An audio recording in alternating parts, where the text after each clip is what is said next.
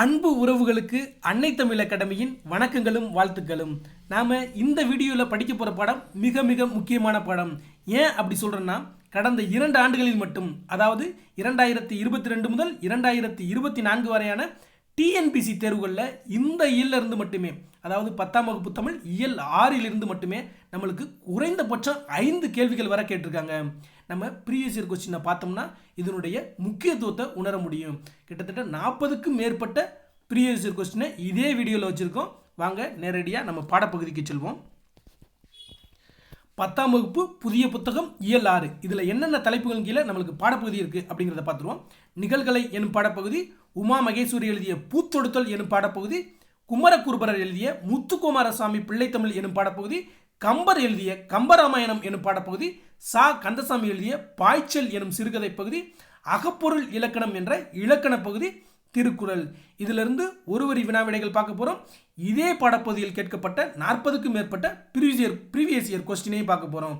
வாங்க நேரடியாக வினாவிடைக்கு செல்வோம். நிகழ்கலை கேள்வி எண் 1 பாருங்க. சமூக பண்பாட்டு தளத்தின் கருத்து கருவூலமாகவும் நுட்பமான உணர்வுகளின் உறைவிடமாகவும் இருப்பன நிகழ்கலை. சமூக பண்பாட்டு தளத்தின் கருத்து கருவூலமாகவும் நுட்பமான உணர்வுகளின் உறைவிடமாகவும் இருப்பன நிகழ்கலை. கேள்வி எண் 2. சிற்றூர் மக்களின் வாழ்வியல் நிகழ்வுகளில் பிரித்து பார்க்க இயலா கூறுகளாக திகழ்பவை நிகழ்கலைகள். சமுதாய நிகழ்வுகளின் ஆவணங்களாகவும் செய்தியை தரும் ஊடகங்களாகவும் திகழ்வது நிகழ்கலைகள். கேள்வி எண் 4 பாருங்க. கரகாட்டம் பற்றிய கேள்விகள். கரகம் என்னும் பித்தளை செம்பையோ சிறிய குடத்தையோ தலையில் வைத்து தாளத்திற்கு ஏற்ப ஆடும் ஆட்டம் கரகாட்டம். கேள்வி எண் 5. கரகாட்டம் வேறு எந்த பெயர்களில் அழைக்கப்படுகிறது? கரகம், கும்பாட்டம். கரகாட்டம் வேறு எந்த பெயர்களில் அழைக்கப்படுகிறது? கரகம், கும்பாட்டம். கேள்வி எண் 6 பாருங்க. கரகாட்டம் நிகழ்த்துவதில் எத்தனை பேர் நிகழ்த்த வேண்டும்? வரையறை கிடையாது. கரகாட்டம் நிகழ்த்துதலில் இத்தனை பேர் தான் நிகழ்த்த வேண்டும் என்ற வரையறை எதுவும் கிடையாது. கேள்வி எண் 7 பாருங்க. நீரற வரையா கரகத்து என்ற வரிகள் இடம்பெற்றுள்ள நூல் புறநானூறு. நீரற வரியா கரகத்து என்ற வரிகள் இடம்பெற்றுள்ள நூல் புறநானூறு. கேள்வி எண் 8 பாருங்க. சிலப்பதிகாரத்தில் மாதவி மொத்தம் எத்தனை வகை ஆடல்கள் ஆடியுள்ளார்? 11. சிலப்பதிகாரத்தில் மாதவி மொத்தம் எத்தனை வகை ஆடல்கள் ஆடியுள்ளார்? 11. கேள்வி எண் 9 பாருங்க. மாதவி ஆடிய 11 வகை ஆடல்களில் ஒன்று குடக்கூத்து. மாதவி ஆடிய 11 வகை ஆடல்களில் ஒன்று குடக்கூத்து. கரகாட்டத்தின் அடிப்படை குடக்கூத்து. கரகாட்டத்திற்கு அடிப்படை குடக்கூத்து. அடுத்து மயிலாட்டம் பற்றிய கேள்விகள் பாருங்க. கேள்வி எண் 11. மயில் வடிவில் உள்ள கூட்டுக்குள் ஒருவர் தன் உருவத்தை மறைத்து கொண்டு நையாண்டி மேளத்திற்கு ஏற்ப ஆடும் ஆட்டம் மயிலாட்டம். கேள்வி எண் 12. கரகாட்டத்தின் துணை ஆட்டமாக ஆடப்படுவது மயிலாட்டம். கரகாட்டத்தின் துணையாட்டம் மயிலாட்டம். கேள்வி எண் 13 பாருங்க. காவடி ஆட்டம் பற்றிய கேள்விகள் பாருங்க. கா என்பதன் பொருள் பாரந்தாங்கும் கோல். கா என்பதன் பொருள் பாரந்தாங்கும் கோல். கேள்வி எண் 14. இரு முனைகளிலும் சம எடைகளை கட்டிய தண்டினை தோளில் சுமந்து ஆடுவது காவடி ஆட்டம். இரு முனைகளிலும் சம எடைகளை கட்டிய தண்டினை தோளில் சுமந்து ஆடுவது காவடி ஆட்டம். கேள்வி எண் 15 பாருங்க. காவடி ஆட்டத்தின் வகைகள் மச்சக்காவடி, சர்ப்பக்காவடி, பூக்காவடி, தேர்க்காவடி, பறவை காவடி. அடுத்து ஒயிலாட்டம் பற்றிய கேள்விகள் பார்க்குறோம். கேள்வி எண் 16 பாருங்க. ஒரே நிறத்துணியை முண்டாசு போல கட்டியும் காலில் சலங்கை அணிந்தும் கையில் வைத்துள்ள ஒரு துணியை இசைக்கு ஏற்ப வீசியும் ஆடும் குழு ஆட்டம் ஒயிலாட்டம். கேள்வி எண் 17 பாருங்க. கம்பீரத்துடன் ஆடுதல் என்பது எந்த ஆட்டத்தின் தனிச்சிறப்பு? ஒயிலாட்டம். கம்பீரத்துடன் ஆடுதல் என்பது எந்த ஆட்டத்தின் தனிச்சிறப்பு? ஒயிலாட்டம். கேள்வி எண் 18 பாருங்க. பெரும்பாலும் ஆண்கள் ஆடும் ஆட்டமாக இருப்பது ஒயிலாட்டம். கேள்வி எண் 19. ஒரே குழுவில் வயது முதிர்ந்தவர்களும் இளைஞர்களும் இணைந்து ஆட்டம் ஒயிலாட்டம். ஒரே குழுவில் வயது முதிர்ந்தவர்களும் இளைஞர்களும் இணைந்து ஆடும் ஆட்டம் ஒயிலாட்டம். அடுத்து தேவராட்டம் பற்றிய கேள்விகள் பார்க்குறோம். கேள்வி எண் 20 பாருங்க. வானத்து தேவர்கள் ஆடிய ஆட்டம் என பொருள் கொள்ளப்படுவது தேவராட்டம். வானத்து தேவர்கள் ஆடிய ஆட்டம் தேவராட்டம். கேள்வி எண் 21. ஆண்கள் மட்டுமே ஆடும் ஆட்டம் தேவராட்டம். ஆண்கள் மட்டுமே ஆடும் ஆட்டம் தேவராட்டம். கேள்வி எண் 22 பாருங்க. உரிமை என்று அழைக்கப்படும் தேவதுந்துபி எந்த ஆட்டத்திற்குரிய இசைக்கருவி? தேவராட்டத்திற்குரிய இசைக்கருவி. அப்போ நம்மளுக்கு கேள்விகள் இப்படி கூட கேட்பாங்க. தேவராட்டத்திற்குரிய இசைக்கருவி எது அப்படின்னு கேட்பாங்க. உரிமை என்று அழைக்கப்படும் தேவ துந்துபி. இங்கே உரிமை ஒரு ஆப்ஷன்லையும் தேவ துந்துபி இன்னொரு ஆப்ஷன்லையும் கொடுத்தா இரண்டும் சேர்த்து அப்படின்னு நம்ம கொடுக்க வேண்டும். அடுத்து பாருங்கள், கேள்வி எண் 23. எந்த ஆட்டத்தில் பெரும்பான்மையாக 8 முதல் 13 கலைஞர்கள் கலந்து கொள்ள வேண்டும் என்பது பொது மரபாக உள்ளது தேவராட்டத்திற்கு? அடுத்து சேர்வை ஆட்டம் பற்றிய கேள்விகள் பார்க்குறோம். கேள்வி எண் 24 பாருங்கள். தேவராட்டம் போன்றே ஆடப்பட்டு வருகின்ற கலை சேர்வையாட்டம். தேவராட்டம் போன்றே ஆடப்பட்டு வருகின்ற கலை சேர்வையாட்டம். கேள்வி எண் 25. இசை சார்பு கலையாகவும் வழிபாட்டு கலையாகவும் நிகழ்த்தப்படும் ஆட்டம் சேர்வையாட்டம். இசை சார்பு கலையாகவும் வழிபாட்டு கலையாகவும் நிகழ்த்தப்படும் ஆட்டம் சேர்வையாட்டம். அடுத்து பொய்க்கால் குதிரை ஆட்டம் பற்றிய கேள்விகள் பார்க்க போகிறோம். கேள்வி எண் 26 பாருங்கள். போலச் செய்தல் பண்புகளை பின்பற்றி நிகழ்த்தி அந்த கலைகளில் ஒன்று பொய்க்கால் குதிரையாட்டம். போலச் செய்தல் பண்புகளை பின்பற்றி நிகழ்த்து காட்டும் கலைகளில் ஒன்று பொய்க்கால் குதிரையாட்டம். கேள்வி எண் 27 பாருங்க. மரத்தாலான பொய்க்காலில் நின்று கொண்டும் குதிரை வடிவுள்ள கூட்டை உடம்பில் சுமந்து கொண்டு ஆடும் ஆட்டம் பொய்க்கால் குதிரையாட்டம். இதில் மரத்தாலான பொய்க்காலில் நின்று இந்த வேர்டை நல்லா ஞாபகம் வச்சுக்கோங்க. ப்ரீவியஸ் கொஸ்டினில் ஒரு கொஸ்டின் பார்க்கும்போது நம்மளுக்கு இதனுடைய முக்கியத்துவம் புரியும். அப்போ மரத்தாலான பொய்க்காலில் நின்று கொண்டு ஆடும் குதிரை வடிவுள்ள கூட்டை உடம்பில் சுமந்து கொண்டு ஆடும் ஆட்டம் பொய்க்கால் குதிரையாட்டம். கேள்வி எண் 28 பாருங்க. அரசன் அரசி வேடமிட்டு ஆடப்படும் ஆட்டம் பொய்க்கால் குதிரையாட்டம். அரசன் அரசி வேடமிட்டு ஆடப்படும் ஆட்டம் பொய்க்கால் குதிரையாட்டம். கேள்வி எண் 29. புறவி ஆட்டம் புறவி நாட்டியம் என அழைக்கப்படுவது பொய்க்கால் குதிரையாட்டம். புறவி ஆட்டம் புறவி நாட்டியம் என அழைக்கப்படும் ஆட்டம் எது? இந்த பொய்க்கால் குதிரையாட்டம். கேள்வி எண் 30 பாருங்க. பொய்க்கால் குதிரையாட்டம் யாருடைய காலத்தில் தஞ்சைக்கு வந்ததாக கூறப்படுகிறது? மராட்டியர் ஆட்சி காலத்தில். கேள்வி எண் 31. எந்த வகையான ஆட்டத்திற்கு பாடல்கள் பயன்படுத்தப்படுவதில்லை? பொய்க்கால் குதிரையாட்டத்திற்கு. கேள்வி எண் 32. பொய்க்கால் குதிரையாட்டம் ராஜஸ்தானில் எவ்வாறு அழைக்கப்படுகிறது? கட்சிக்கொடி. பொய்க்கால் குதிரையாட்டம் ராஜஸ்தானில் எவ்வாறு அழைக்கப்படுகிறது? கட்சிக்கொடி.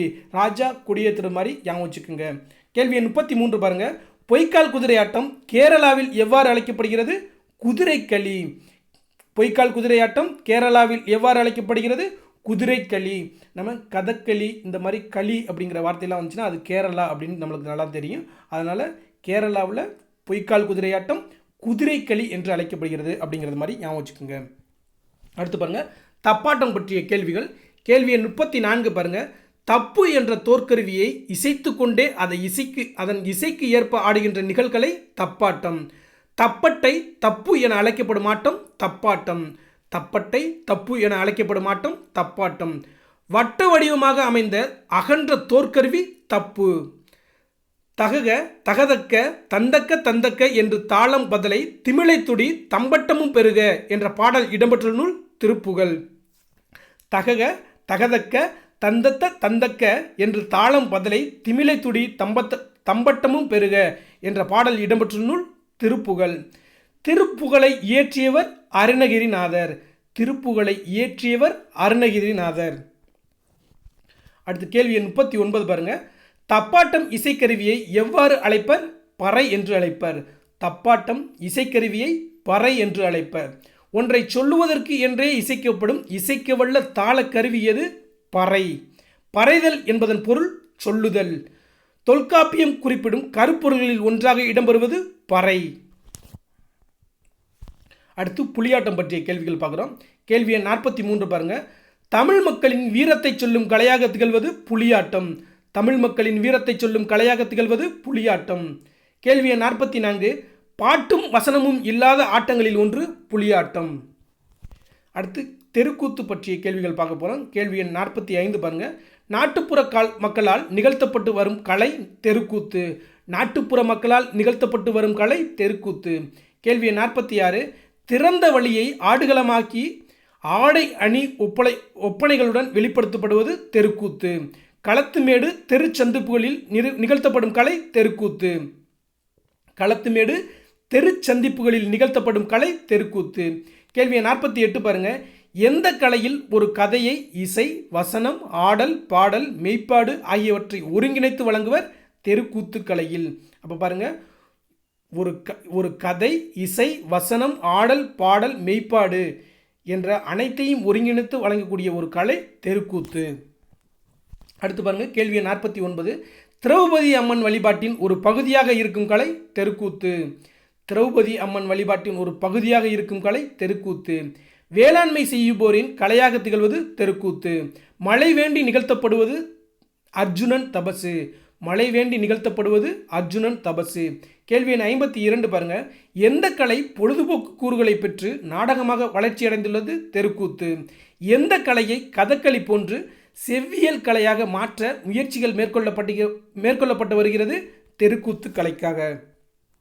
அடுத்து தோற்பாவை கூத்து பற்றிய கேள்விகள் பார்க்க போகிறோம். கேள்வி எண் 54 பாருங்க.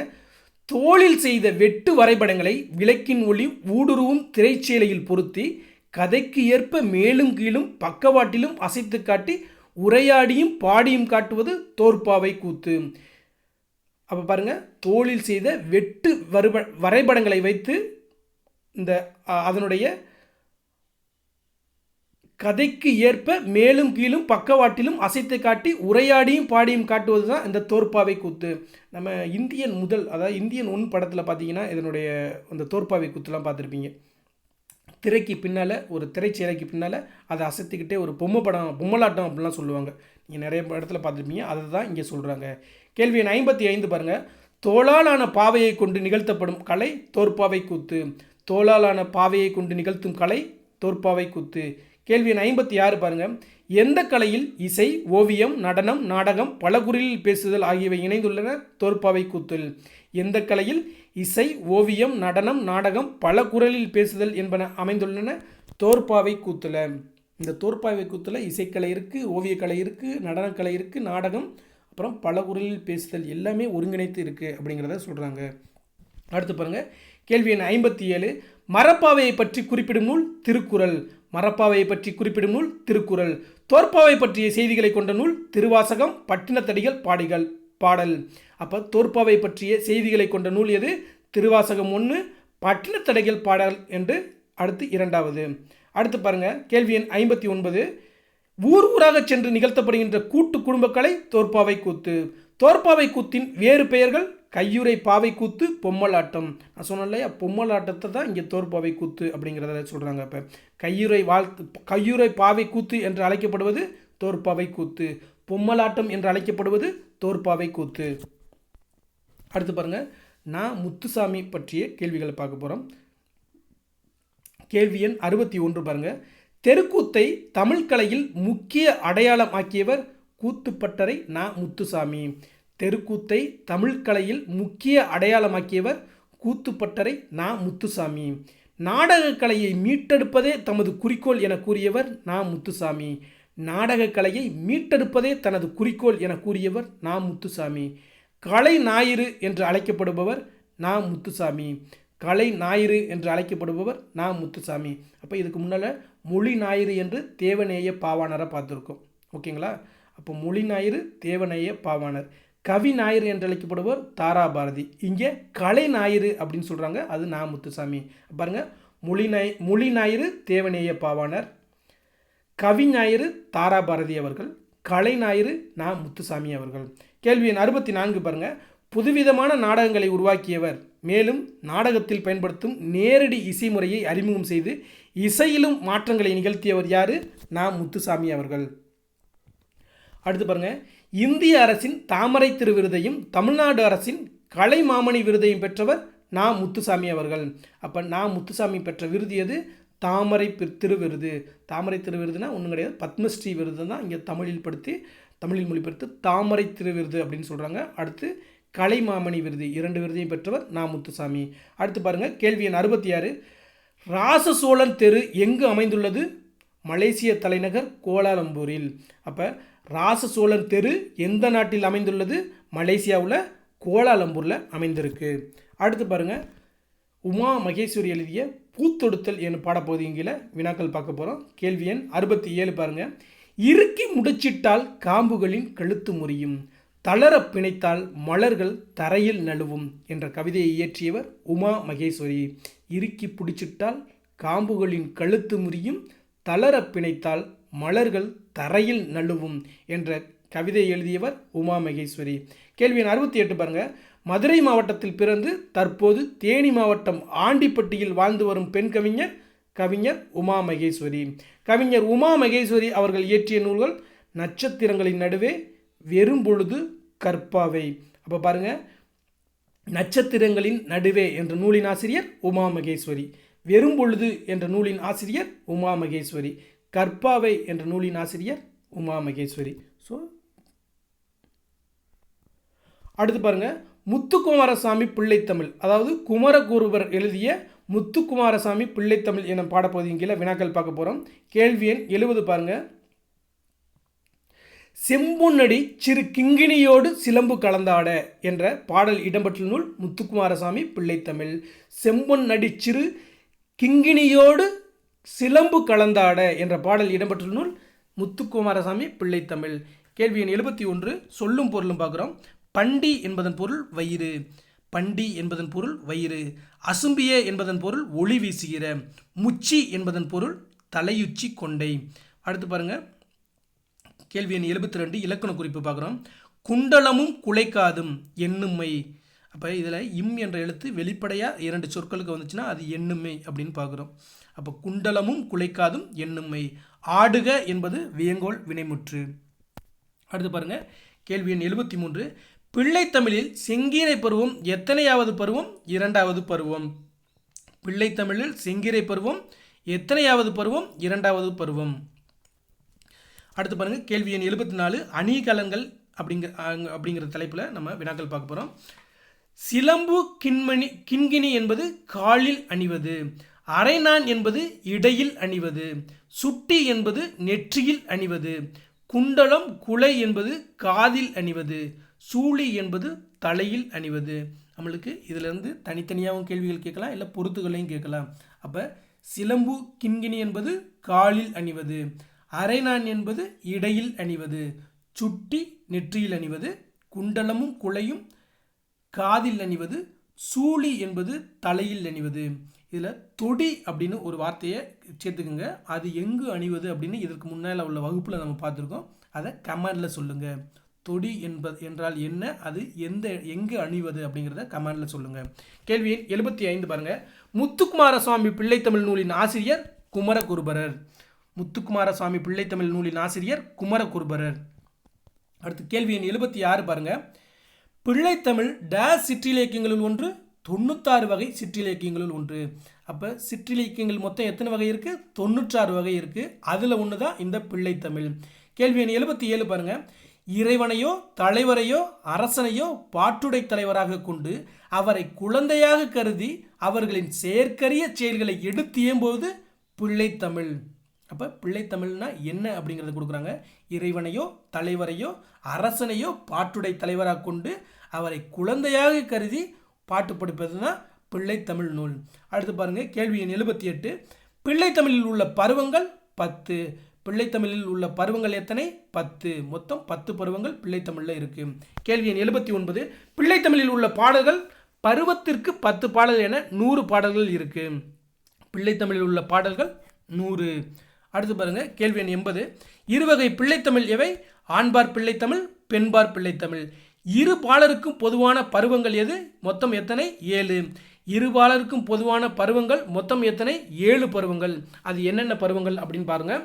காப்பு, செங்கீரை, தாள், சப்பானி, முத்தம், மருகை, அம்புலி. அப்போ பாருங்கள், இதிலேருந்து நம்மளுக்கு கேள்விகள் இப்படி கூட கேட்கலாம். முதல் பருவம் எது? காப்பு. 2வது பருவம் செங்கீரை. 3வது பருவம் தாள். 4வது பருவம் சப்பானி. 5வது பருவம் முத்தம். 6வது பருவம் வருகை. 7வது பருவம் அம்புலி. அப்போ இரு பாலருக்கும் பொதுவான பருவங்கள் 7. அது என்னென்னு பார்த்தாச்சு. கேள்வி எண் 82 பாருங்கள். ஆண்பார் பிள்ளைத்தமிழுக்கு மட்டும் உரிய பருவங்கள் சிற்றில், சிறுபறை, சிறுதேர். கடைசி 3 பருவங்கள். அப்போ ஆண்பால் பிள்ளைத்தமிழுக்கு மட்டும் உரிய பருவங்கள் சிற்றில், சிறுபறை, சிறுதேர்.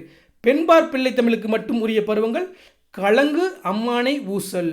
பெண்பார் பிள்ளைத்தமிழுக்கு மட்டும் உரிய பருவங்கள் கலங்கு, அம்மானை, ஊசல் என்ற கடைசி 3 பருவங்கள்.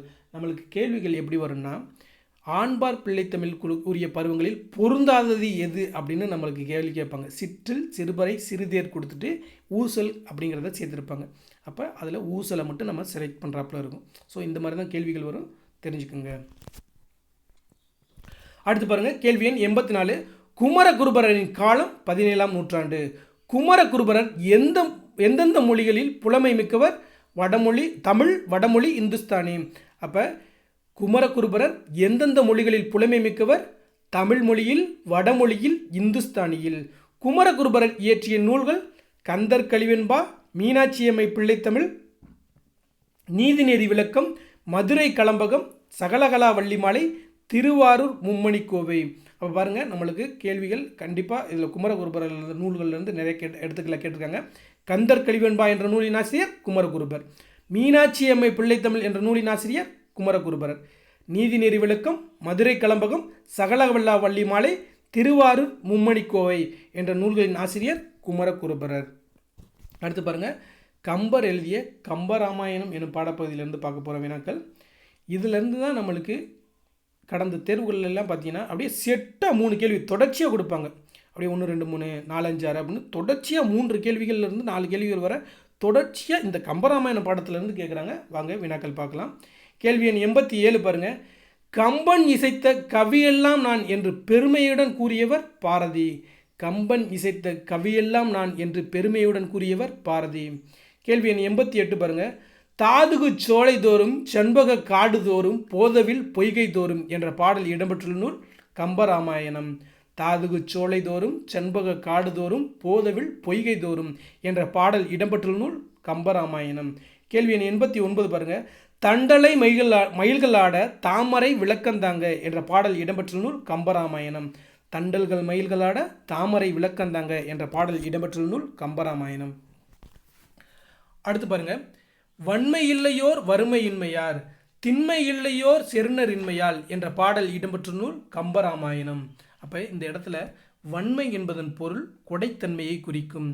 அப்போ இங்கே இந்த பாடலின் பொருள் என்ன அப்படின்னு பார்த்தீங்கன்னா, இது கோசல நாட்டை பற்றி நம்மளுடைய கம்பர் வர்ணிக்கிற மாதிரி ஒரு பாடல் கொடுத்துருப்பாங்க. இந்த இடத்துல கொடைத்தன்மையே கிடையாது. ஏன் கொடைத்தன்மை கிடையாது? அந்த நாட்டில் வறுமையே கிடையாது அப்படிங்கிறத நம்மளுடைய கம்பர் சொல்லியிருப்பார். அதே மாதிரி பாருங்கள், திண்மை இல்லையோர் செருணரின்மையால் அப்படின்னு சொல்கிறார். திண்மை என்றால் வீரத்தை குறிக்கும், வலிமையை குறிக்கும். இந்த ஊரில் உள்ளவனுக்கு வீரம் கிடையாது, வலிமையும் கிடையாது. ஏன் அப்படின்னு பார்க்கும்போது அந்த ஊரில் அந்த நாட்டில் பகைவரே கிடையாது. அப்போ பகைவர் இருந்தால் தானே நம்முடைய வீரத்தை வலிமையை நிலைநாட்ட முடியும், நம்ம நிரூபித்து காட்ட முடியும். பகைவரே இல்லாதனால இந்த நாட்டில் உள்ளவன் எவனுக்குமே வலிமை இல்லை, வீரமும் இல்லை அப்படிங்கிறது மாதிரி நம்மளுடைய கம்பர் அவர்கள் இதில் நிறைய நல்லா சொல்லியிருப்பாங்க. அதாவது இந்த கம்பராமாயணத்தில் நம்மளுக்கு கொடுத்துருக்க பாடல்கள் ஃபுல்லாகவே மிக மிக முக்கியமான பாடம், ரொம்ப ரசிக்கக்கூடிய பாடங்கள். நீங்கள் இந்த பாடல்களையும் படிச்சுட்டு ஒரு முறை பொருள் புத்தகத்துலேயோ தெரிஞ்சுக்குங்க. நம்ம இதிலேயே விளக்கம் கொடுக்கலாம். பட் ஆனால் நேரங்கள் காலதாமதம் ஆகிறதுனால நம்ம வினாவிடை அடிப்படையிலே பார்த்துட்டு போகிறோம். பாருங்கள், வன்மை இல்லையோர் வறுமையின்மையார், திண்மை இல்லையோர் செருணரின்மையால். இதில் நம்மளுடைய கம்பர் எப்படி சொல்லியிருப்பார்னா, இந்த நாட்டில் வள்ளல் தன்மையே உடைத்தன்மையே கிடையாது, இந்த நாட்டில் வீரமே கிடையாது, இந்த நாட்டில் உண்மைக்கு ஒரு மதிப்பே கிடையாது அப்படிங்கிறது மாதிரிலாம் சொல்லியிருப்பார். அதுக்கான காரணங்களை சொல்லும்போது தான் அதனுடைய பொருள் இந்த நாட்டை பற்றி பெருமையாக பேசியிருப்பார். அப்போ ஃபஸ்ட்டு சொல்லும்போது தாழ்த்தி சொல்கிற மாதிரி இருக்கும். கொடைத்தன்மையே கிடையாது, உண்மைக்கு மதிப்பே கிடையாது, வீரமே கிடையாது அப்படின்னு அந்த நாட்டை தாழ்த்தி சொல்கிற மாதிரியே இருக்கும். ஆனால் அந்த பாடலோட அதனுடைய முழுமையாக படிக்கும்போது அதை எந்த அளவுக்கு அவர் அப்படியே சொல்லியிருப்பார் அப்படிங்கிறது நல்லா ரசிக்கும்படி இருக்கும். அடுத்து பாருங்கள், கேள்வி எண் 91. மையோ மரகதமோ மறி கடலோ மலை முகிலோ ஐயோ இவன் வடிவென்பது அழியா அழகுடையான் என்று கம்பர் யாரின் அழகை வர்ணிக்கிறார்? ராமன். அப்போ பாருங்கள், மையோ மரகதமோ மறி கடலோ மலை முகிலோ ஐயோ இவன் வடிவென்பது அழியா அழகுடையான் என்று பாடியவர் யார் அப்படிங்கிறத இதுக்கு முன்னால் கேட்டிருக்காங்க. அது கம்பராமாயணத்தில் பாடியிருக்கார் அப்படின்னு தெரியும். இனிமேல் நம்மளுக்கு கேள்விகள் எப்படி கேட்பாங்கன்னா, மையோ மரகதமோ மறி கடலோ மலை முகிலோ ஐயோ இவன் வடிவென்பது அழியா அழகுடையான் அப்படின்னு கம்பர் யாரை பாராட்டுகிறார், யாரை வர்ணிக்கிறார், யாரின் அழகை வர்ணிக்கிறார் அப்படின்னு நம்மளுக்கு கேள்விகள் வரலாம். அப்போ இந்த இடத்துல சீதைன்னு கொடுப்பாங்க, சீதையை கிடையாது, ராமன் அவர்களை தான் கம்பர் இந்த அளவுக்கு வர்ணிக்கிறார். ஒரு கவிஞர் பெண்ணின் அழகை, பெண்ணை பற்றி நிறையா நம்ம வர்ணிக்கிறத பார்ப்போம். அப்போ இங்கே கம்பருடைய சிறப்பே இந்த இடத்துல பார்த்தீங்கன்னா ராமனை பற்றி ரொம்ப அருமையாக வர்ணிக்கிறார் அப்படிங்கிறது தான் இந்த பாடல் மூலியமாக நம்ம படிக்கிறோம். அப்போ பாருங்கள், இதுலேருந்து எப்படி கேள்விகள் கேட்பாங்கன்னா, இந்த பாடலை கொடுத்துட்டு இந்த பாடலின் ஆசிரியர் யாருன்னு கேட்கலாம், ஒன்று கம்பர். இந்த பாடலின் நூல் எது அப்படின்னு கேட்கலாம், கம்பராமாயணம். அடுத்து பாருங்க, மையோ மரகதமோ மறி கடலோ மலை முகிலோ என்று யாரை கம்பர் வர்ணிக்கிறார் அப்படின்னு கேட்பாங்க. சீதைன்னு ஆப்ஷன் கொடுத்துருப்பாங்க. நம்ம வாட்டுக்கு படிக்காமல் சீதையை தான் வர்ணிச்சிருப்பாரு அப்படிலாம் கொடுத்துடக்கூடாது. ராமன் அவர்களை ஒரு ஆணின் ராமனுடைய அழகைத்தான் இந்த இடத்துல வர்ணிக்கிறாரு. நல்லா தெரிஞ்சுங்க, ராமன். அடுத்து பாருங்க, இன்னொரு கேள்வி எப்படி கேட்பாங்கன்னா, இந்த மையோ மரகதமோ மறி கடலோ மலை முகிலோ அப்படிங்கிறத ஆர்டர் மாற்றி கொடுத்துருப்பாங்க. ஃபஸ்ட்டு மலை முகில் கொடுத்துருப்பாங்க, இல்லாட்டி மறிகடல் கொடுத்துருப்பாங்க. அதை இந்த அதாவது கரெக்டாக முறைப்படுத்தி எழுதுக அப்படின்னு நம்மளுக்கு கேள்வி கேட்கலாம். அதையும் பார்த்துக்குங்க. இது ஃபஸ்ட்டு மையோ மரகதமோ மறிகடலோ மலை முகிலோ, இந்த ஐயோ அப்படிங்கிறது மாதிரி முடியுது. ஸோ அந்த அடிப்படையில் தான் நீங்கள் தெரிஞ்சுக்கணும். இதுலேயே 4 கேள்விகள் வர கேட்கலாம், கண்டிப்பாக கேட்பாங்க, தெரிஞ்சுக்கோங்க. அடுத்து பாருங்கள், கேள்வி எண் 92. ஓசை தரும் இன்பம் ஓமையிலா இன்பமடா என்றவர் பாரதி. ஓசை தரும் இன்பம் ஓமையிலா இன்பமடா என்றவர் பாரதி. அதாவது இந்த கம்பராமாயணத்தில் 96 வகை ஓசையை நம்மளுடைய கம்பர் பயன்படுத்தியிருப்பார் அப்படின்னு சொல்லுவாங்க. அப்போ இதில் பாரதி என்ன சொல்ல வர்றாருன்னா, இந்த ஓசை தரும் இன்பம் ஓமையிலா இன்பமடா அப்படின்னா என்ன சொல்கிறாருன்னா, நம்ம மொழி அதில் உள்ள பொருள் நம்மளுக்கு புரியாது. ஒரு பாடலின் பொருள் புரியாது, அது என்ன சொல்ல கருத்து சொல்கிறாங்கன்னு புரியாது. ஆனால் அந்த பாடலை நம்ம ரசிப்போம். ஏன்னா அதனுடைய இசை அந்த ஓசைக்கு ஏற்றவாறு ரசிப்போம். இப்போ நம்மளுக்கு ஹிந்தி தெரியாது, இங்கிலீஷ் தெரியாது, மற்ற மொழி பாட்டெலாம் தெரியாது. ஆனால் ஒரு சில பாடல்கள் ரொம்ப ட்ரெண்டாகும். ஏன்னு பார்த்தீங்கன்னா அதனுடைய பேக்ரவுண்ட் இசைக்கு, அதனுடைய இசை அந்த ஓசையை தான் இங்கே ஓசை தரும் இன்பம் ஓமையிலா இன்பமடா அப்படின்னு நம்மளுடைய பாரதி அவர்கள் சொல்கிறாங்க. அடுத்து பாருங்க, கேள்வி எண் 93. கம்பராமாயணத்தில் நாட்டுப்படலம் எந்த காண்டத்தில் இடம்பெற்றுள்ளது? பாலகாண்டம்.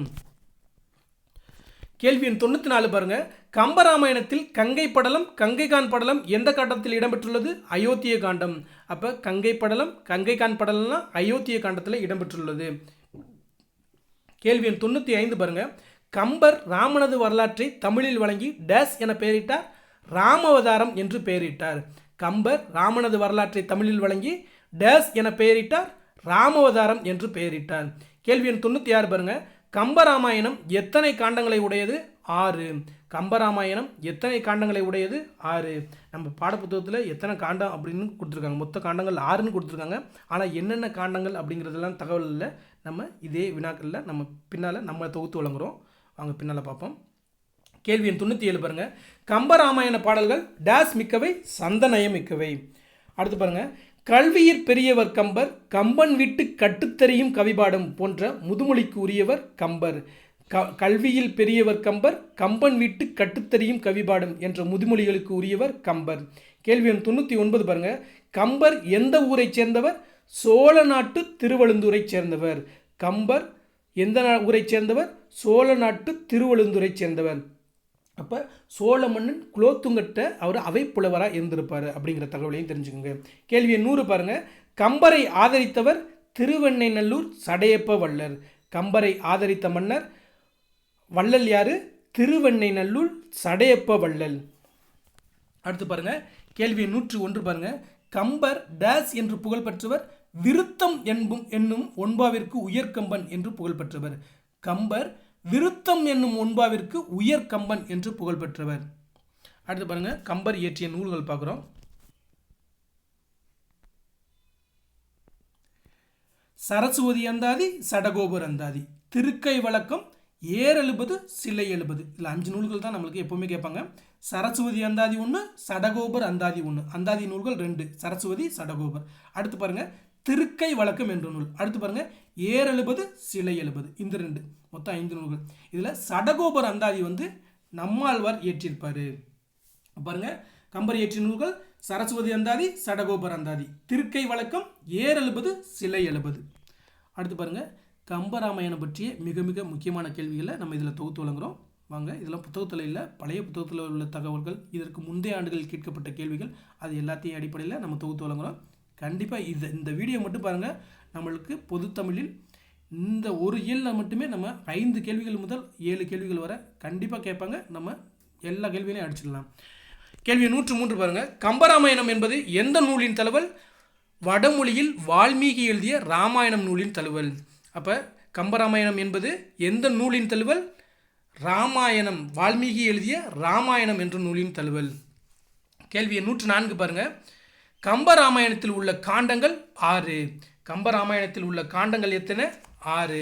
என்னென்ன காண்டம் அப்படிங்கிறதெல்லாம் கேட்பாங்க. பொருந்தாத காண்டம் எது அப்படின்னு கேட்பாங்க.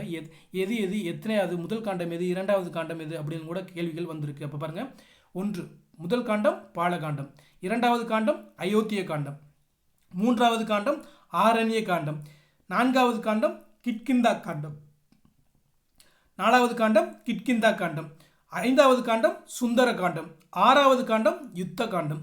அப்போ பாருங்கள், கம்பராமாயணத்தில் உள்ள மொத்த காண்டங்கள் எத்தனை? 6. முதல் காண்டம் பாலகாண்டம், 2வது காண்டம் அயோத்திய காண்டம், 3வது காண்டம் ஆரண்ய காண்டம், 4வது காண்டம் கிட்கிந்தா காண்டம், 5வது காண்டம் சுந்தர காண்டம், 6வது காண்டம் யுத்த காண்டம். கண்டிப்பாக இதில் சுந்தர காண்டங்கிறது ரொம்ப முக்கியமான இது. ஏன்னா இதை பற்றி தான் இந்த சுந்தர காண்டம் தான் காப்பியத்தின் மணி மகுடமாக இருக்குது அப்படிங்கிறதெல்லாம் சொல்லியிருப்பாங்க. அதனால் இது கேள்விகளாக வரும், கண்டிப்பாக தெரிஞ்சுங்க. சுந்தர காண்டம் எத்தனாவது காண்டம்? 5வது காண்டம். இந்த காப்பியத்தின் மணி மகுடமாக இருக்கிறது எந்த காண்டம் அப்படின்னு கேட்பாங்க. இந்த சுந்தர காண்டம் தான். சுந்தரன் என்று அழைக்கப்படுவர் யாருன்னு கேட்பாங்க. அது அனுமனை குறிக்கும். அடுத்தடுத்த வீடியோக்குள்ளே இதை பற்றி நம்ம தெளிவாக படிக்கலாம். அடுத்து பாருங்கள், கேள்வி எண் 105 பாருங்கள்.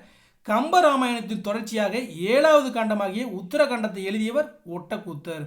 அப்போ கம்பராமாயணத்தின் தொடர்ச்சியாக 7வது காண்டம் எது அப்படின்னு கேட்பாங்க. அது உத்தரகாண்டம். இந்த உத்தரகாண்டத்தை எழுதியவர் யாருன்னு கேட்பாங்க. ஒட்டக்கூத்தர். அடுத்து பாருங்க, கம்பராமாயணத்தில் உள்ள பாடல்கள் 113. மன்னிக்கவும், கம்பராமாயணத்தில் உள்ள படலங்கள் 113. கம்பராமாயணத்தில் உள்ள பாடல்கள் 10,589.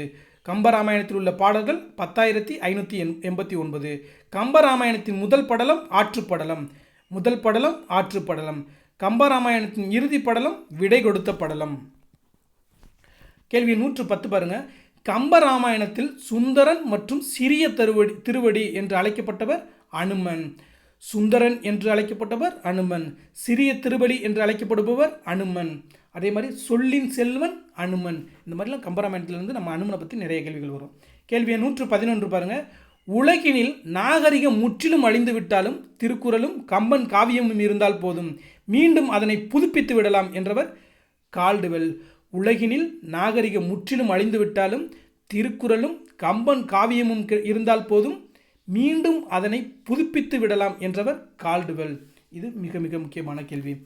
நம்மளுக்கு ஜிஎஸ் யூனிட் 8 முதற்கொண்டு இந்த மாதிரி கேள்விகள்லாம் கேட்குறாங்க. அதனால் நீங்கள் இந்த தமிழ் பாடப்பகுதியை ரொம்ப முக்கியத்துவம் கொடுத்து படிங்க. ஏன்னா தமிழில் மட்டும் நம்ம 100 மதிப்பெண் பெறுவதற்கு இது அது மட்டுமே உதவாது. அதை தவிர நம்மளுக்கு ஜிஎஸ் பாடப்பகுதியில் யூனிட் 8லையும் நம்ம மார்க் ஸ்கோர் பண்ணுறதுக்கு இதில் தமிழ் பாடங்கள் மிக மிக உதவும். அதில் பாருங்கள், இதில் இப்போ நம்ம பாருங்கள், இந்த திருக்குறளும் கம்பன் காவியமும் அப்படிங்கிறத மீண்டும் புதுப்பித்து விடலாம் அப்படிங்கிறத கால்டுவெல் சொல்கிறாரு. இதே மாதிரியே கதி என்று அழைக்கப்படும் நூல் எது அப்படின்னு கேட்பாங்க. கதி என்று புகழப்படும் நூல் எதுன்னு கேட்பாங்க. அதை கம்பராமாயணம் திருக்குறளும் அப்படின்னு சொல்லணும். அப்போ கதி என்று அழைக்கப்படுவது கம்பராமாயணம் திருக்குறளும். பின்னால் இது பற்றிய ஒரு கேள்விகள்லாம் இருக்குது. அடுத்து பாருங்கள், கேள்வி 112 பாருங்கள். கல்வியில் சிறந்த தமிழ்நாடு புகழ் கம்பன் பிறந்த தமிழ்நாடு என்று பாடியவர் பாரதியார். கல்வியில் சிறந்த தமிழ்நாடு புகழ் கம்பன் பிறந்த தமிழ்நாடு என்று பாடியவர் பாரதியார். அடுத்து பாருங்க, யாமறிந்த புலவரிலே கம்பனை போல் என்று கம்பரை புகழ்ந்தவர் பாரதியார்.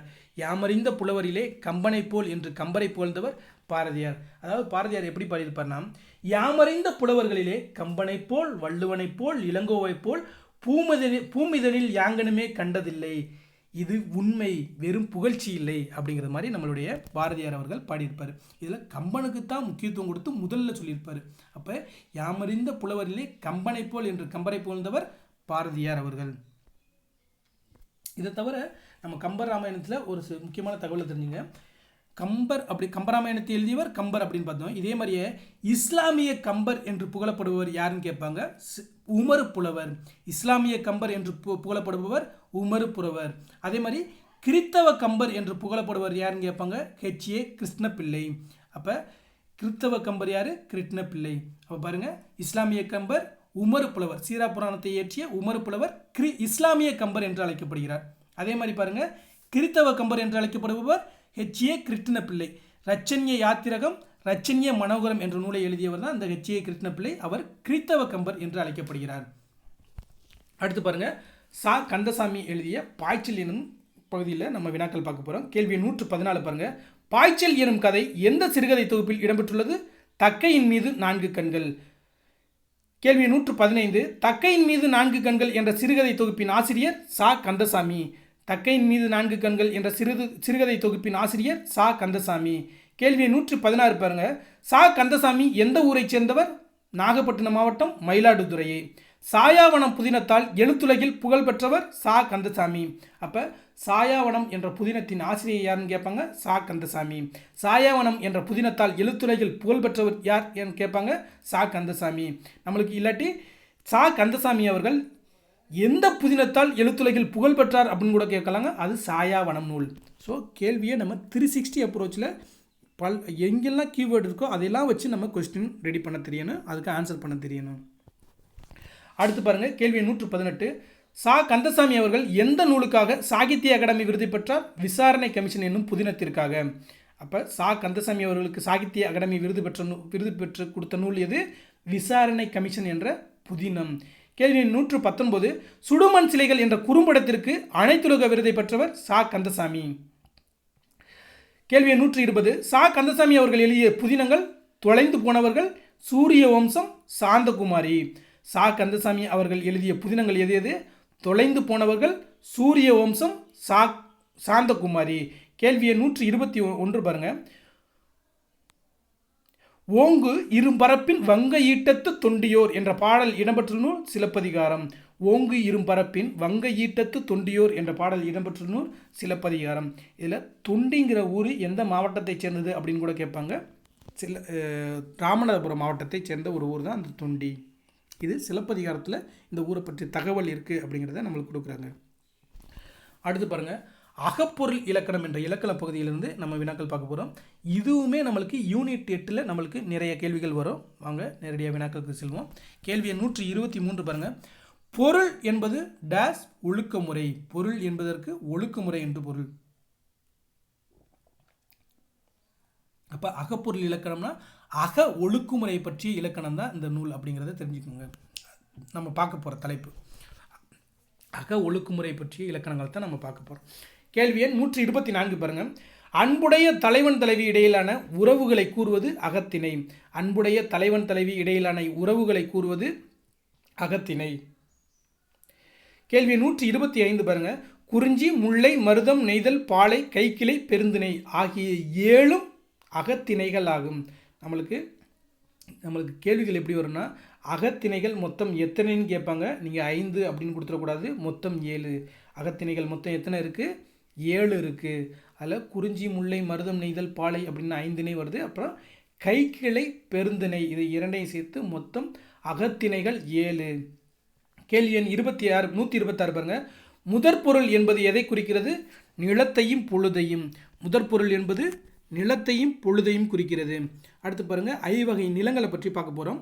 குறிஞ்சி என்பது மலையும் மலை சார்ந்த இடமும், முல்லை என்பது காடும் காடு சார்ந்த இடமும், மருதம் என்பது வயலும் வயல் சார்ந்த இடமும், நெய்தல் என்பது கடலும் கடல் சார்ந்த இடமும், பாலை என்பது சுரம் சார்ந்த இடமும், இல்லாட்டி மணலும் மணல் சார்ந்த இடமும் அப்படின்னு கூட கொடுப்பாங்க.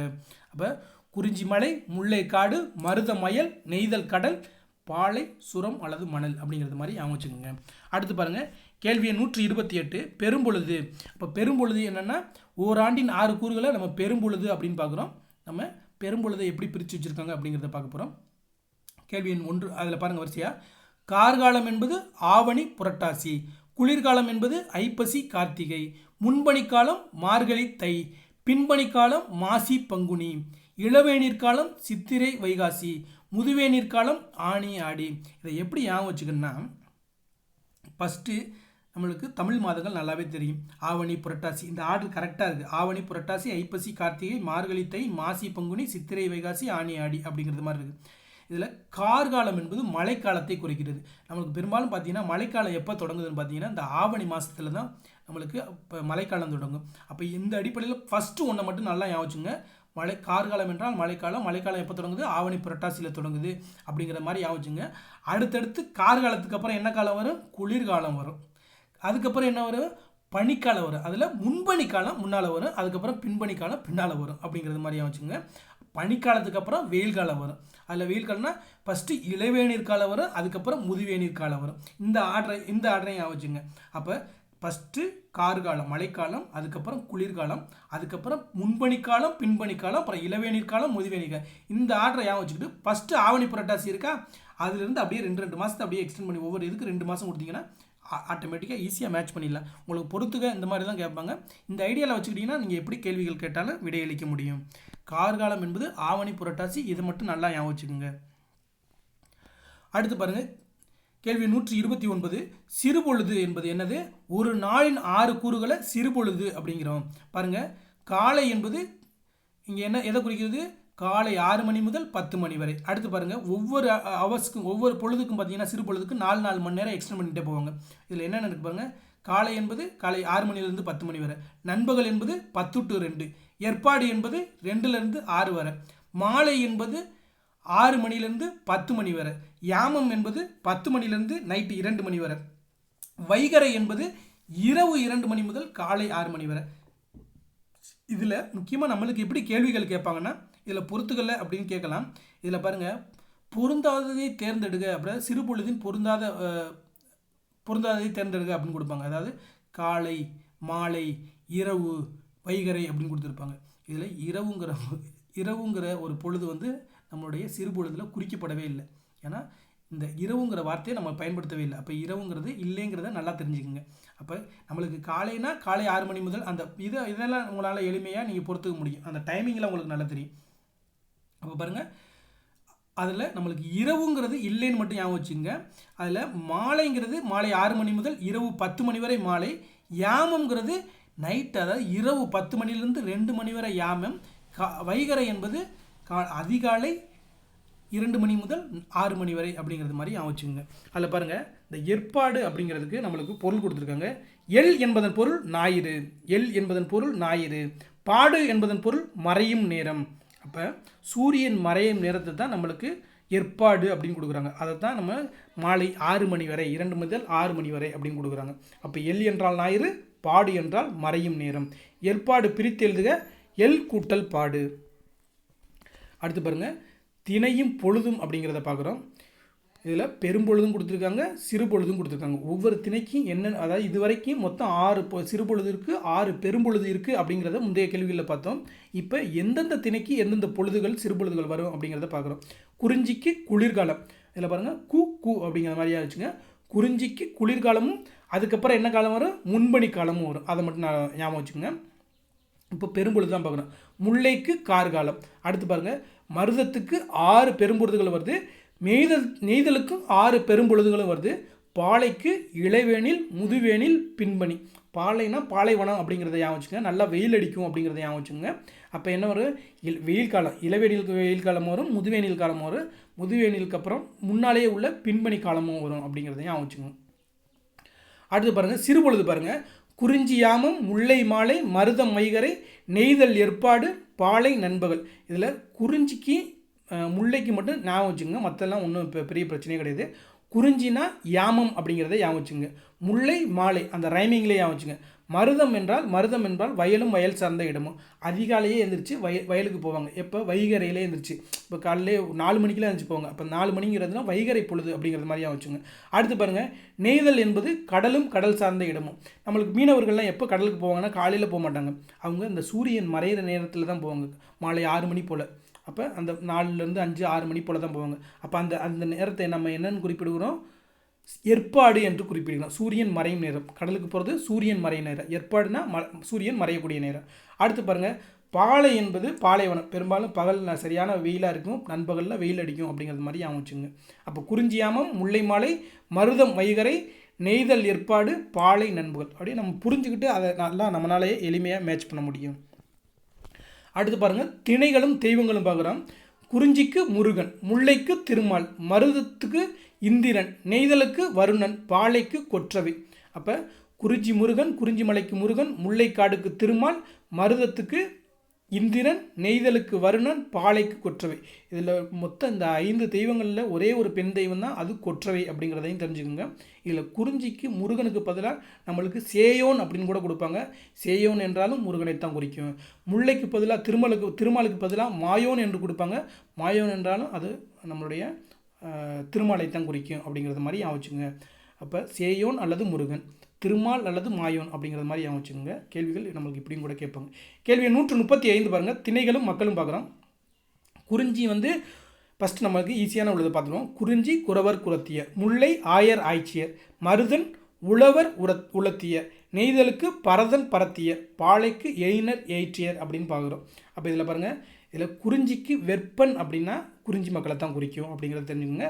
தோன்றல் என்றால் முல்லை மக்களை குறிக்கும் அப்படின்னு தெரிஞ்சுக்கோங்க. ஊரன் என்றால் மருத மக்களை குறிக்கும் அப்படிங்கிறத தெரிஞ்சுக்கோங்க.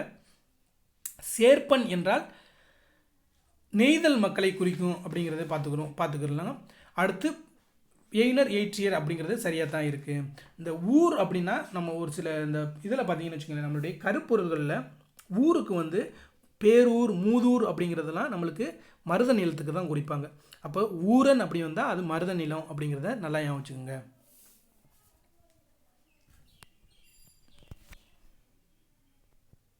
அடுத்து திணையும் பறை, அதாவது கருப்பொருளான பறை பற்றிய ஒவ்வொரு திணைக்கும் என்னென்ன பறை யூஸ் பண்ணுறாங்க, பயன்படுத்துகிறாங்க அப்படிங்கிறது. குறிஞ்சிக்கு தொண்டகப்பறை, முல்லைக்கு ஏறுகோட்பறை, மருதத்துக்கு மணமுலா நெல்லரிக்கிணை, நெய்தலுக்கு மீன்கோட்பறை, பாலைக்கு துடி. அப்போ இதில் முல்லைக்கு ஏறுகோட்பறை அப்படிங்கிறது நல்லாவே நம்மளுக்கு தெரியும். இதுக்கு முன்னாலேயே நான் நல்லாவே படிச்சிருக்கோம். அதே மாதிரி நெய்தலுக்கு பாருங்கள் மீன்கோட்பறை, அதில் மீன் நெய்தல்ங்கிறது கடல் சார்ந்த இடம், மீன் கோட்பறையை பயன்படுத்துகிறாங்க அப்படிங்கிறது தெரியும். குறிஞ்சி தொண்டகம், மருதத்துக்கு மருதத்தில் நெல் விளைவிக்கிறாங்க. அப்போ நெல்லரிக்கிணை அப்படிங்கிறத தெரிஞ்சிடலாம். மணமுலா அப்படிங்கிறத தெரிஞ்சிடலாம். இல்லை நீங்கள் குறிஞ்சிக்கு தொண்டகம், பாலைக்கு துடி அப்படிங்கிறத நம்ம நல்லாவே தெரிஞ்சு வச்சுக்கணும். மற்றெல்லாம் நீங்கள் எளிமையாக உங்களால் விடையளிக்க முடியும். அடுத்து பாருங்கள், கேள்வி 137. திணையும் தொழில்களும், அந்த மக்கள் அந்தந்த திணையில் உள்ள மக்கள் எந்த தொழிலில் ஈடுபடுறாங்க அப்படிங்கிறத பார்க்குறோம்.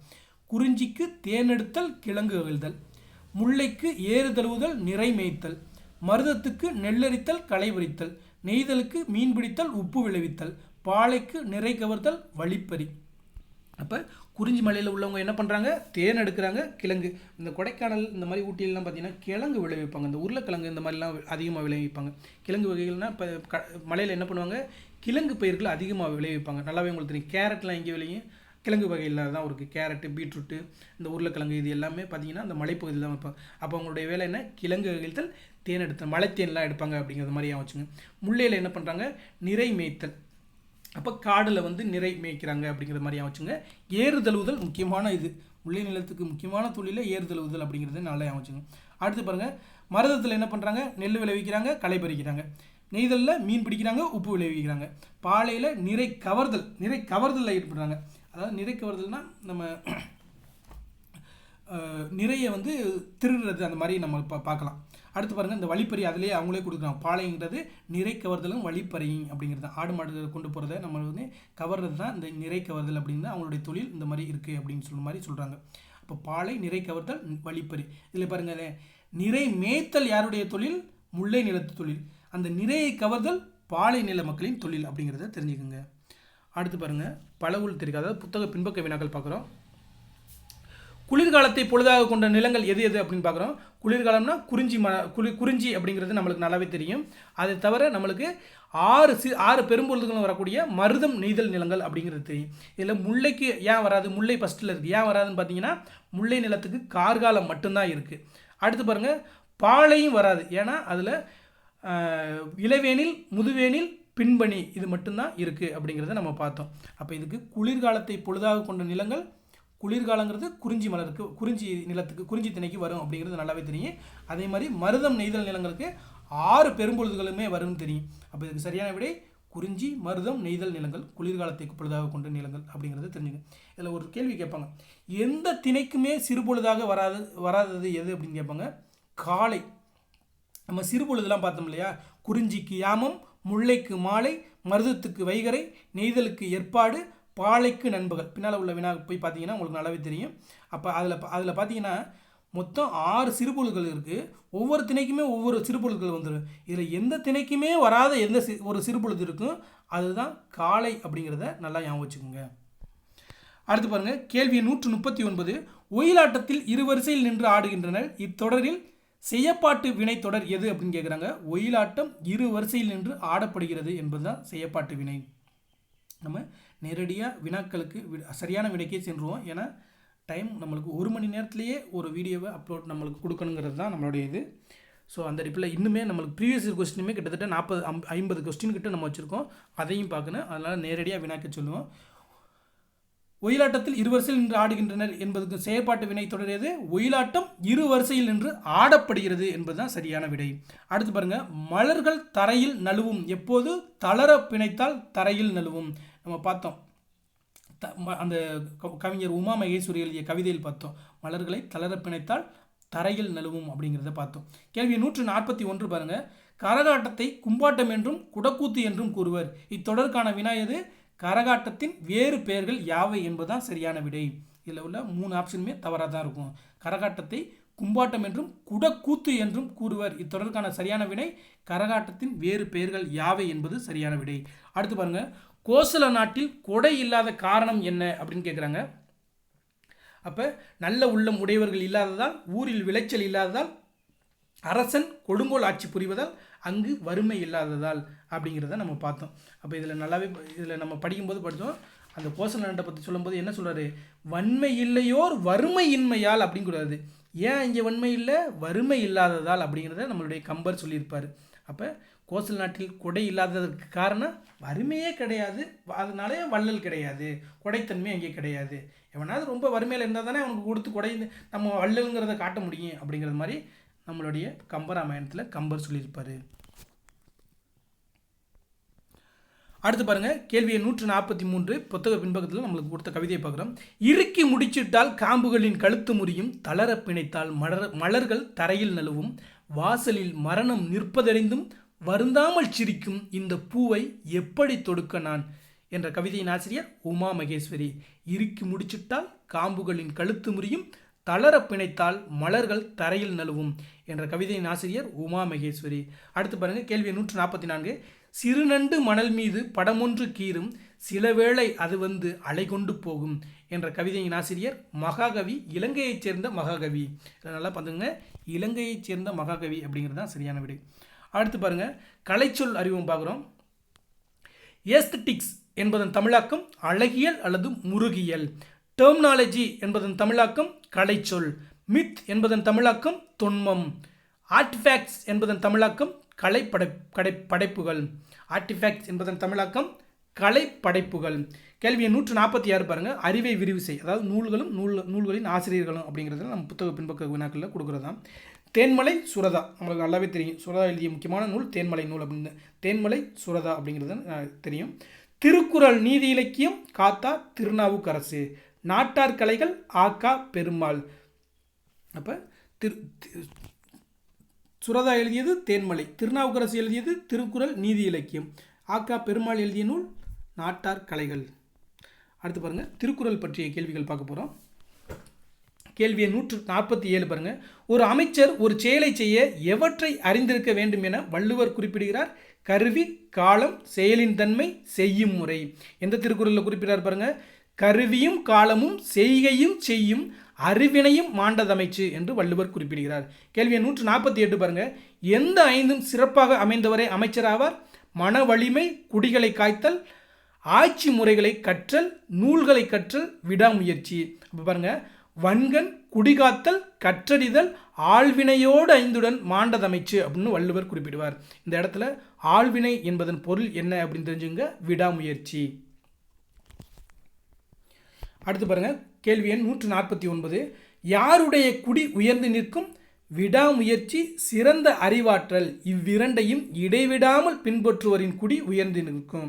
இப்போ நம்ம எக்ஸாமுக்கு படிக்கிறோம், நம்மளுக்காக நம்ம குடும்பத்தை காப்பாற்றுறதுக்காக நம்ம என்ன பண்ணணும்? விடாமுயற்சியோடு படிக்கணும், சிறந்த அறிவாற்றல் பெற்று இவ்விரண்டையும் இடைவிடாமல் பின்பற்றணும், ஒரு கன்சிஸ்டன்சியாக படிக்கணும் அப்படிங்கிறது மாதிரி நம்ம பொருள் தெரிஞ்சுக்கணும். அப்போ யாருடைய குடி உயர்ந்து நிற்கும்? விடாமுயற்சியும் சிறந்த அறிவாற்றல் இவ்விரண்டையும் இடைவிடாமல் பின்பற்றுவோரின் குடி தான் உயர்ந்து நிற்கும் அப்படின்னு நம்மளுடைய வள்ளுவர் குறிப்பிடுகிறார்.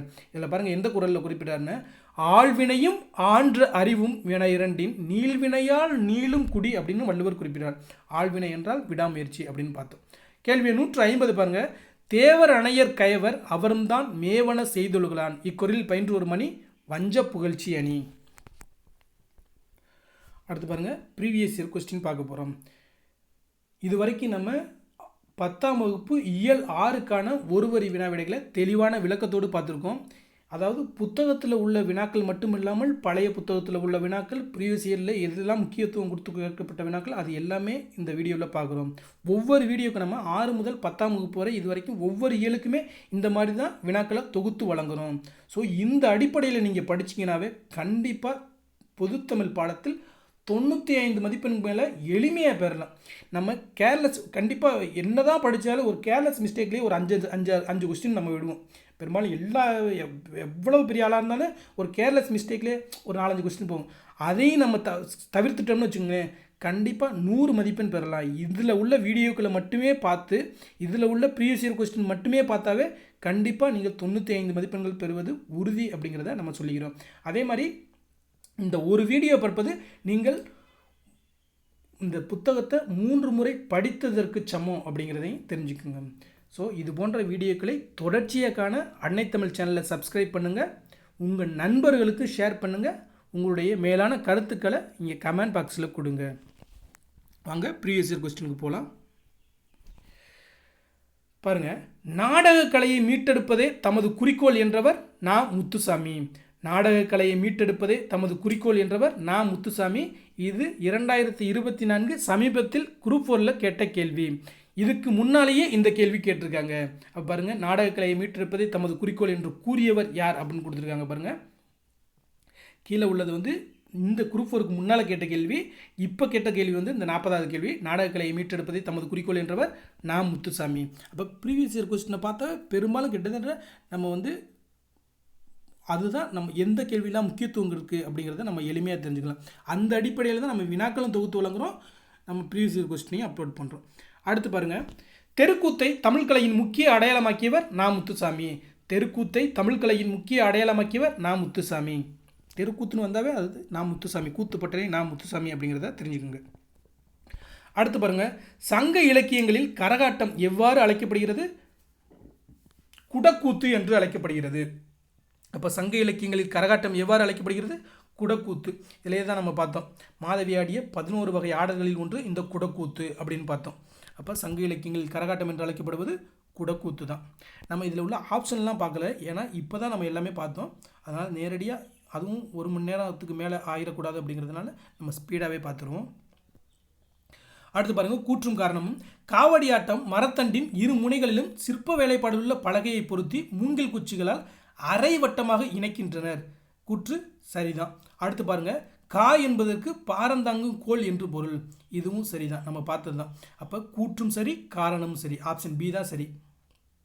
இல்லை நல்லா கீவேர்ட் தெரிஞ்சுங்க, கா என்பதற்கு பாரந்தாங்கும் கோல் என்று பொருள் அப்படிங்கிறத நல்லா தெரிஞ்சுங்க.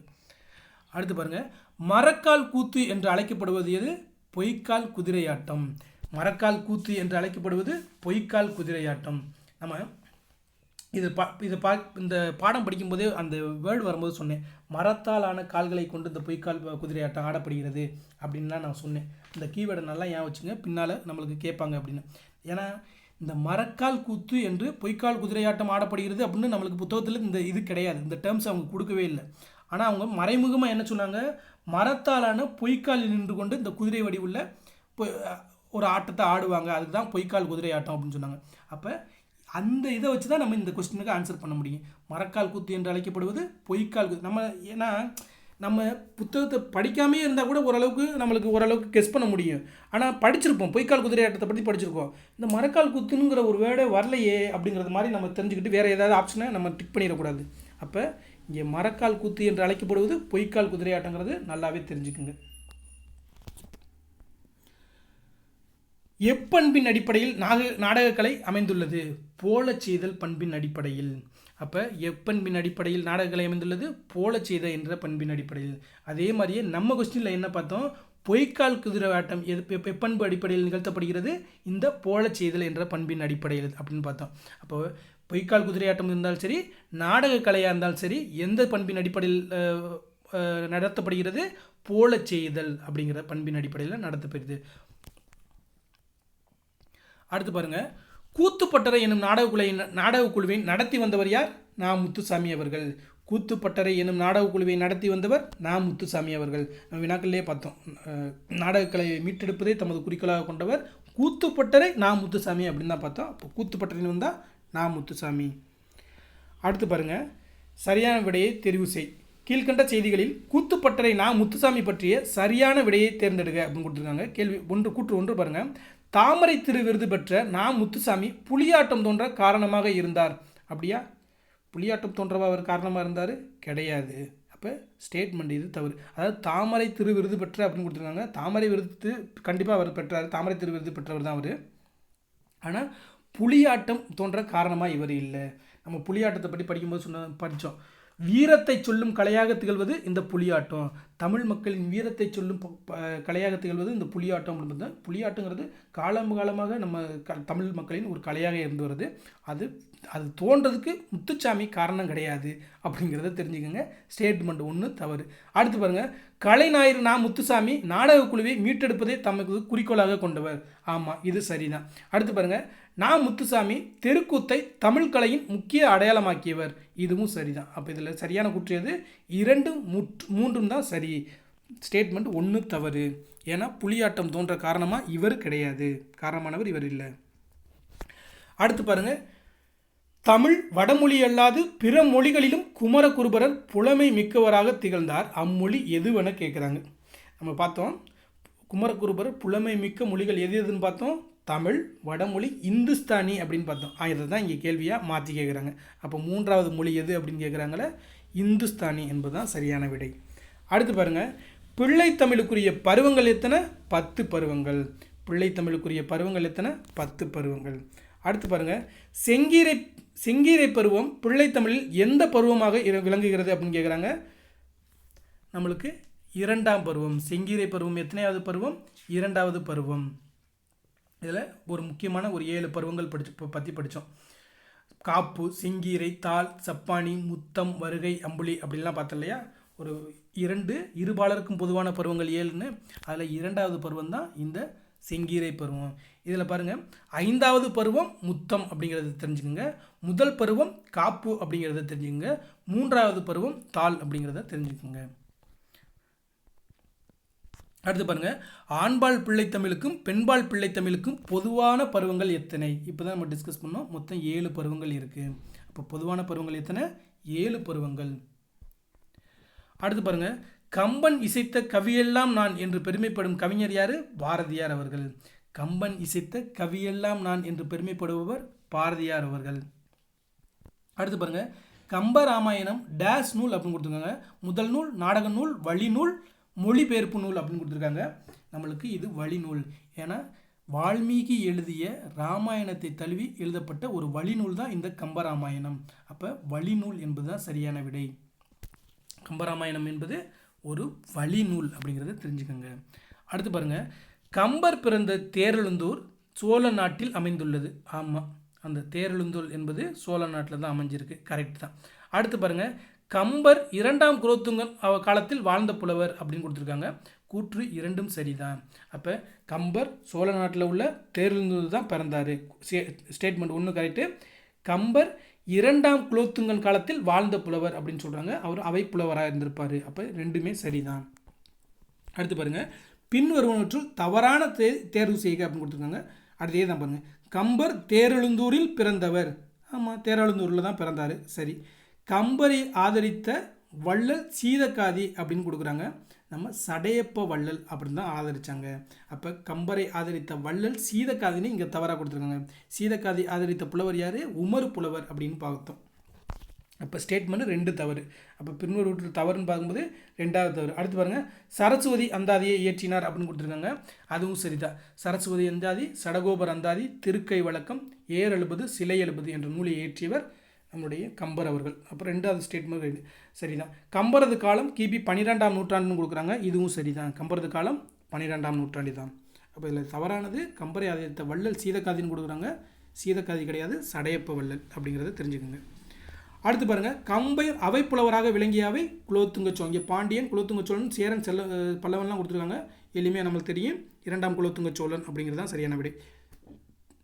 அடுத்து பாருங்கள், கம்பர் தாம் இயற்றிய நூலுக்கு இட்ட பெயர் ராம அவதாரம் அப்படிங்கிறது தான் சரியான விடை. கம்பர் தாம் இயற்றிய நூலுக்கு இட்ட பெயர் என்னது? ராம அவதாரம் என்பது தான் சரியான விடை.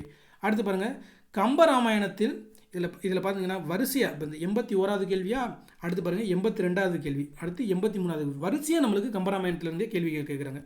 அதுதான் கம்பராமாயணத்தின் இந்த இயலுடைய முக்கியத்துவத்தை நம்ம ஆரம்பத்திலே சொன்னோம். அடுத்து பாருங்கள், கம்பராமாயணத்தில் 1000 அம்பிக்கு நாயகன் என குறிப்பிடப்படுபவர் குகன். அவர் தான் நம்ம கங்கைகான் படலத்தில் பார்க்கும்போது தெரியும். கம்பராமாயணத்தில் 1000 அம்பி என்றால் இங்கு படகு என்று பொருள். படகு என்று பொருள். 1000 அம்பிக்கு நாயகன் யார்? இந்த குகன் தான் அப்படிங்கிறத தெரிஞ்சுக்கோங்க. அடுத்து பாருங்கள், கேள்வி எண் 83. மையோ மரகதமோ மறிகடலோ மலை முகிலோ ஐயோ இவன் வடிவென்பதோர் அழியா அழகுடையான் என்று வர்ணித்தவர் யாருன்னு கேட்குறாங்க கம்பர் அவர்கள். ரொம்ப எளிமையாக கேட்டுட்டாங்க.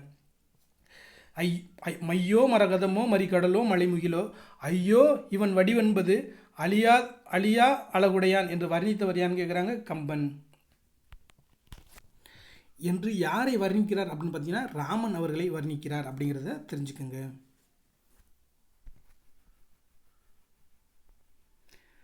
அடுத்து பாருங்க, சடையப்ப வள்ளலால் ஆதரிக்க பெற்றவர் யாரு? கம்பர். சடையப்ப வள்ளலால் ஆதரிக்க பெற்றவர் கம்பர்.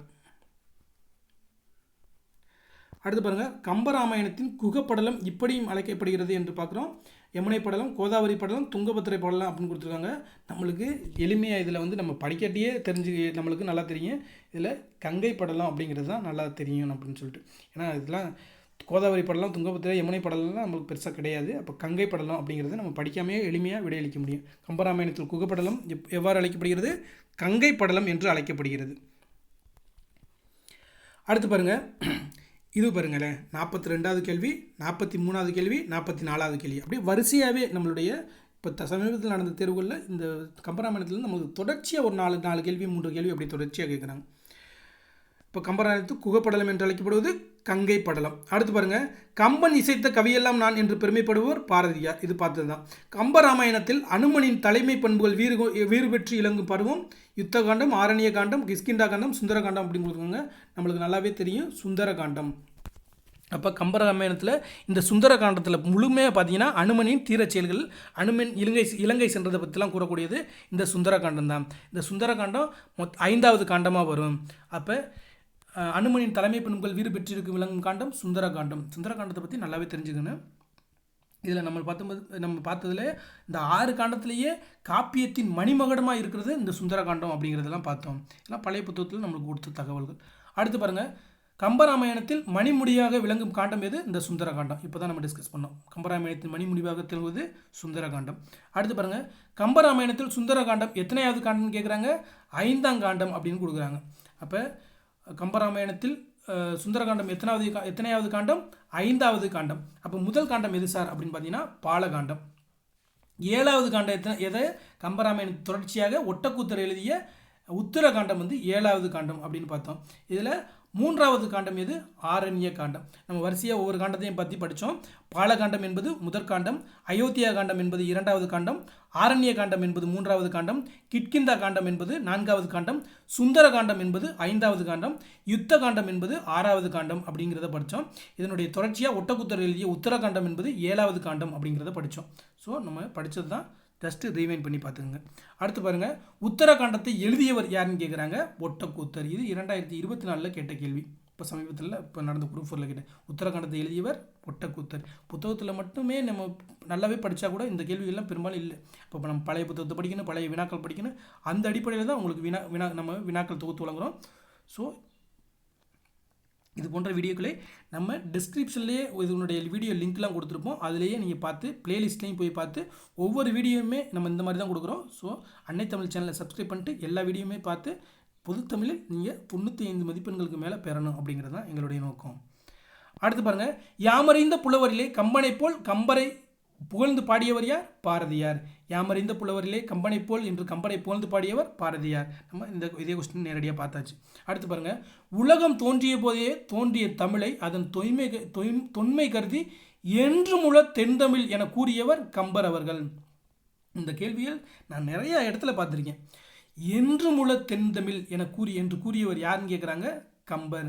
அதாவது உலகம் தோன்றிய போதே இந்த தமிழ் மொழியும் தோன்றுச்சு, அதனால தான் கம்பர் என்ன சொல்கிறாரு, அதன் தொன்மையை பற்றி என்றுமுள்ள தென்தமிழ் என்று கூறுகிறார். அதே மாதிரி நம்மளுடைய பாவலர் பெருஞ்சித்திரனார் என்ன சொல்வார்? வீரநடை செம்மொழி தமிழ்மொழி உலகம் வேரூன்றிய நாள் முதல் உயிர்மொழி அப்படின்னு சொல்கிறார் இல்லையா? அதே மாதிரியே கம்பர் இந்த மாதிரி வார்த்தையை பயன்படுத்துகிறார். இதெல்லாம் நம்மளுக்கு கேட்பாங்க. வீரநடை செம்மொழி தமிழ்மொழி உலகம் வேரூன்றிய நாள் முதல் உயிர்மொழி என்று உலகம் தோன்றிய போதே தோன்றதை பாவலரேறு பெருஞ்சித்திரனார் அப்படி பாடியிருக்காரு. இவர் நம்மளுடைய கம்பர் என்றுமுள்ள தென்தமிழ் அப்படின்னு சொல்கிறாரு. அதை தான் இங்கே குறிப்பிடுறாங்க. அப்போ என்றுமுள்ள தென்தமிழ் அப்படின்னு வந்தாவே கம்பர் அப்படிங்கிறத தெரிஞ்சுக்குங்க. அடுத்து பாருங்கள், ஏறெழுபது 11 கீழ்கணக்கு நூல்களில் ஒன்று. ஏறெழுபதை பாடியவர் கம்பர் அப்படின்னு 2 ஸ்டேட்மெண்ட் கொடுக்குறாங்க. ஏறெழுபது என்பது 11 கீழ்கணக்கு நூல்களில் ஒன்று கிடையாது. ஸ்டேட்மெண்ட் 1 தவறு. ஏறெழுபதை பாடியவர் கம்பர் அப்படிங்கிறது சரியான விடை. அப்போ அவர் இயற்றிய நூல்கள் ரொம்ப முக்கியமானது பார்த்தா ஏறெழுபது, சிலை எழுபதுலாம் அவருடைய யார்? கம்பர் இயற்றிய நூல்கள் அப்படின்னு பார்த்தோம். அப்போ 2வது ஸ்டேட்மெண்ட் தான் தவறு. 2வது ஸ்டேட்மெண்ட் சரி.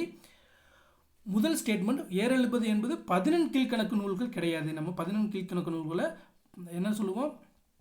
சங்கம் அருவிய இலக்கியங்கள் அப்படின்னு சொல்லுவோம், இல்லாட்டி அற இலக்கியங்கள் சொல்லுவோம். இந்த ஏறெழுபது என்பது அந்த வகையில் வராது அப்படிங்கிறதான் இங்கே நம்ம பார்க்குறது.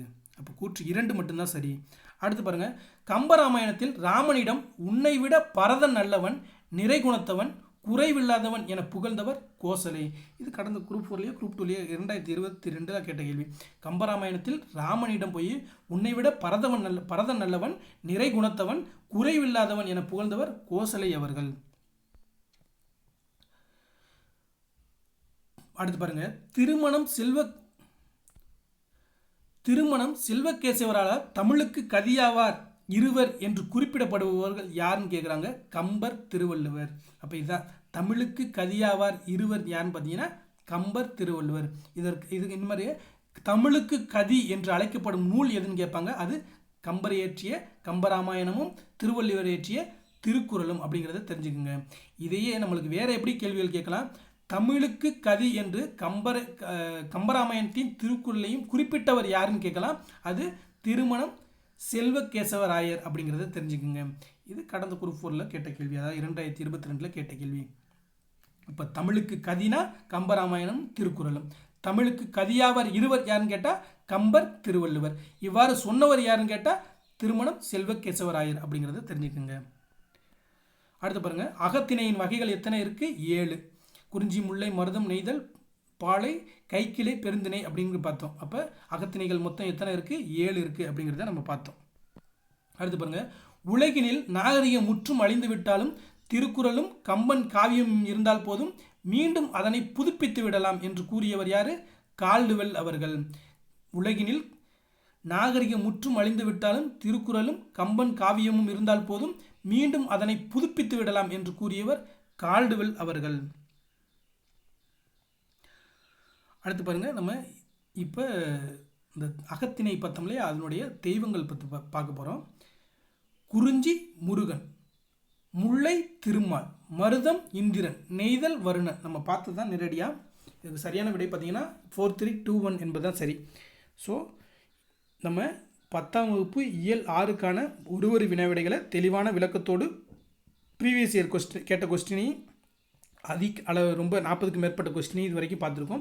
இன்னும் நிறைய கொஸ்டின் இருக்குது. ஸோ நேரம் கருதி நம்ம அடுத்தடுத்த வீடியோக்களில் இதை நம்ம ஒவ்வொன்றா ஆட் பண்ணிக்கிடுவோம். ஸோ இது போன்ற தொடர்ச்சியான வீடியோக்களுக்கான அன்னை தமிழ் சேனலை சப்ஸ்கிரைப் பண்ணுங்கள். உங்கள் நண்பர்களுக்கு இந்த வீடியோக்களை ஷேர் பண்ணுங்கள். நீங்கள் அளிக்கக்கூடிய ஒவ்வொரு லைக்கு, கமெண்ட்ஸு, ஷேரு இது போன்ற வீடியோக்கள் பல பேருக்கு போய் சேர உதவியாக இருக்கும். நன்றி, வணக்கம். அடுத்த வீடியோவில் சந்திப்போம். All the best.